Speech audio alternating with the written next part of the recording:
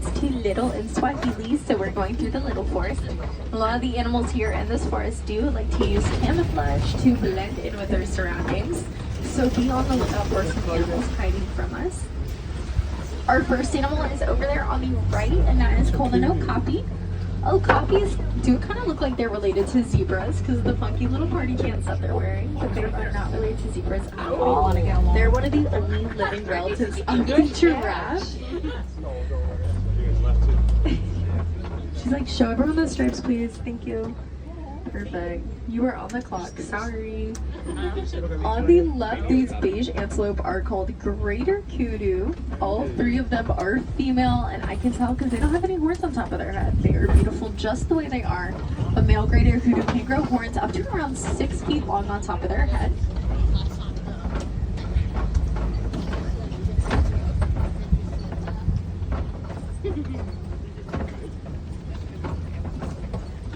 Up ahead, there is the sleepiest guy on the safari, the black rhino up here on the left. He is disguised as a boulder right now, but you can kind of see him right here. His little ears twitching around.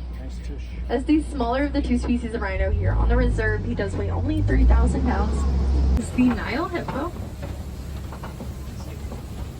Hippos do like to spend a lot of their time underneath the water. I do see some eyes and some ears flicking around over there.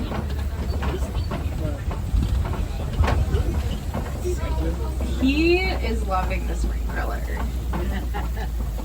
So they do weigh about 5,500 pounds, but considering that they're actually really good at getting around, they can run about 35 miles per hour on land and then about 15 miles per hour under the water. And in order to see who is the most dominant in a float of hippos, they're going to have a contest to see who has These crocodiles can reach lengths anywhere between 10 to 17 feet long, and they have some of the most powerful jaws in the animal kingdom.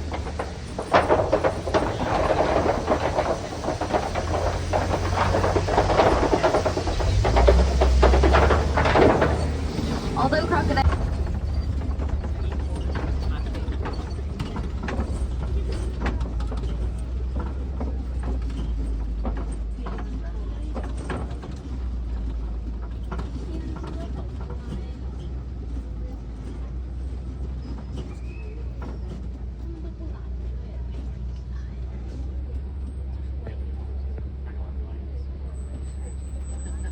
dogs. So it's kind of hard to see because they are all napping under that tree, but each African banded dog does have their very own unique code, so they're all super special.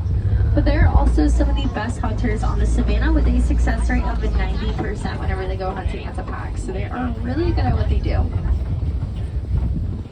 Get that name is the super dark brown color of their coat, and you can see how their horns are kind of pointed backwards. That's just to deter predators from jumping on their back, but it's also used as a pretty back scratcher for them.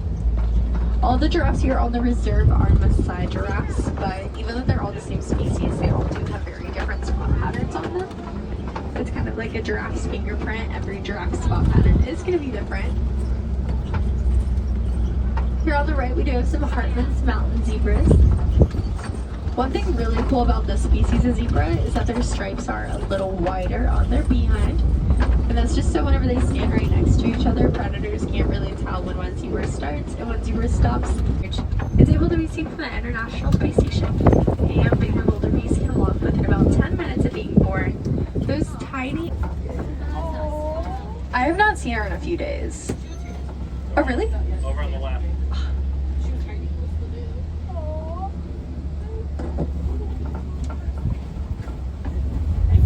Over here on the left-hand side, we do have the greater flamingo. This is the largest species of flamingo in the world, and they get that bright pink color from ingesting brine shrimp. It does take about 2 years for flamingos to turn pink, so that's why you'll see baby flamingos have a much darker color to them. If you guys look on the right, there are Tina Fred. But his girl's awake, like always, because male lions are so territorial.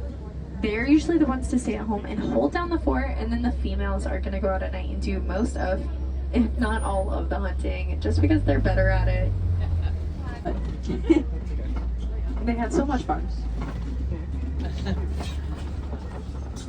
So the rhino that we saw taking a nap earlier was only about 3,000 pounds. These rhinos are about 5,000.